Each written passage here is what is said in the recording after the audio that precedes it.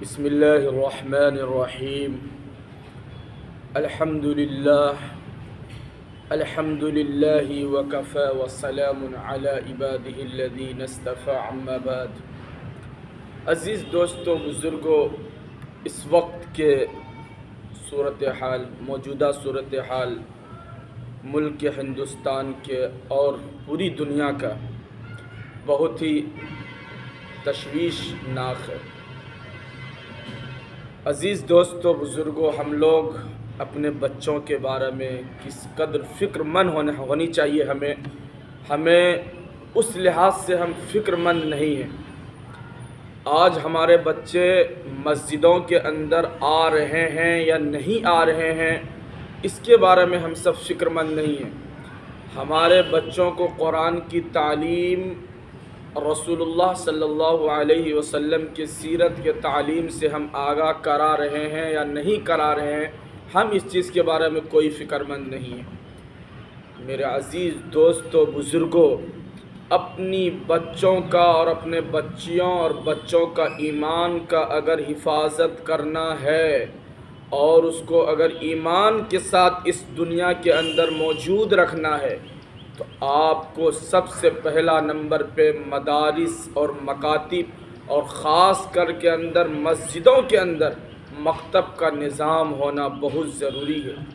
ہم اپنے بچوں کو مسجد تک ضرور لائیں۔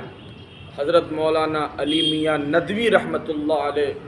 ملک ہندوستان کے بہت بڑے عالم گزرے ہیں، اللہ ان کے قبر کو نور سے بھر دے، کہ حضرت کے بہت پہلے کی بات آج واقعے میں بہت ہو رہا ہے کہ آج اگر ہم اپنے مسجدوں کے اندر اپنے بچوں کی آواز کو نہیں سن پا رہے ہیں، ان کی چاہت اور ان کی گڑگڑاہٹ کو نہیں سن پا رہے ہیں، تو یہ سمجھیے کہ ہم اپنے بچوں کی ایمان کی حفاظت نہیں کر سکتے۔ اسی لیے میرے عزیز دوستو، بزرگوں، اپنے بچوں اور اپنے آنے والے نسلوں کے لیے اس قدر فکر مند ہو جس طریقے سے آپ روزی کے لیے فکر مند ہوتے ہیں کہ ہم کو پیسے کمانا ہے، ہم اپنے بچوں کو اچھے کپڑے پہنانا ہے، کھانا کھلانا ہے، اچھے روٹی کھلانا ہے، اچھے سالن کھلانا ہے۔ اسی لیے اپنے بچوں کی ایمان کی حفاظت کے لیے آپ اپنے مسجدوں کے اندر مکاتب کا ضرور قائم کریں اور اپنے بچوں کو دینی تعلیم اور حضور صلی اللہ علیہ وسلم کی محبت، اللہ کا ڈر ان کے دلوں کے اندر بٹھائیں کہ اللہ تبارک و تعالیٰ نے اس چیز سے ہمیں منع کیا ہے اور اللہ تبارک و تعالیٰ نے اس چیز کو ہمیں کرنے کے لیے کہا ہے، اور یہ چیز جب ہم سکھائیں گے نہیں اپنے بچوں کو، تو میرے عزیز دوستو، بزرگوں، آنے والی نسلیں ایسے ہوں گے کہ حضرت علی میاں ندوی رحمۃ اللہ علیہ ارشاد فرمایا کرتے تھے کہ ایک دین ایسا آئے گا کہ ماں باپ کچھ اور ہوں گے اور بیٹے کچھ اور ہوں گے۔ لوگ صبح میں مسلمان ہوں گے اور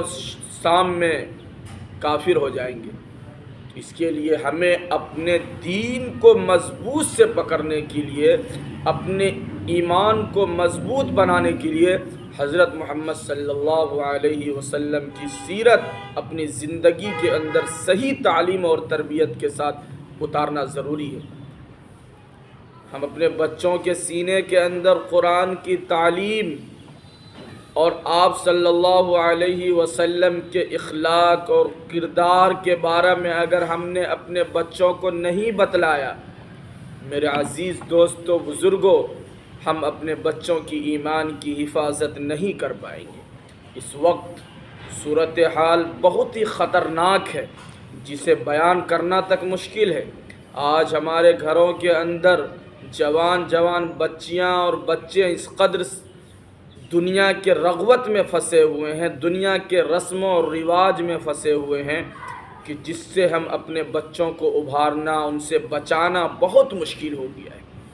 میرے عزیز دوستو، بزرگوں، اپنے بچوں کو مسجد تک ضرور لے جانے کی کوشش کریں۔ جو بچے 10 سال سے اوپر ہو جائیں، ضرور کوشش کریں کہ ان کو اپنے ساتھ میں مسجد کے اندر ضرور لے کے جائیں۔ یہی ہمارے آنے والے نسلوں کی، ہمارے ملک کی مستقبل ہے، اور ہم نے اپنے جڑوں کو اگر مضبوط نہیں کیا تو میرے عزیز دوستو، بزرگوں، وہ دن ایک دن ایسا ہمیں دیکھنا پڑے گا کہ ہم اپنے بیٹے کو، اپنے بیٹیوں کو، اپنے آنے والے نسلوں کو ہم یہ محسوس کریں گے کیا اس قدر بھی لوگوں کے اولاد ہوتے ہیں، ہم لوگوں سے شکایت کریں گے۔ اسی لیے میرے عزیز دوستو بزرگوں، اپنے بچوں کی ایمان کی اگر حفاظت کرنی ہے، حضرت محمد صلی اللہ علیہ وسلم کے صحیح سیرت اور ان کے صحیح تعلیمات سے اگر ہم نے اپنے بچوں کو آگاہ نہیں کرایا، قرآن مجید کی تعلیم نہیں دی، اور آقا حضرت محمد صلی اللہ علیہ وسلم کے اخلاق اور ان کے کردار اور صحابہ کے اخلاق اور کردار کو ہم نے اپنے بچوں کو اگر نہیں بتلایا، تو میرے عزیز دوستو بزرگوں، ہمارا بہت خطرناک صورتحال ہوگا۔ اور ہمارے یہ حقوق بھی ہیں کہ ہم اپنے بچوں کو صحیح تعلیم اور صحیح تربیت، یہ ہمارا ایک فریضہ، ہر ماں باپ کا یہ فریضہ ہے۔ اسی لیے کوشش کریں کہ اللہ تبارک و تعالی ہمیں اپنے بچوں کی، ہمیں بھی، اپنے بھی، خود اپنے بچوں کے، اپنے گاؤں اور سماج کے،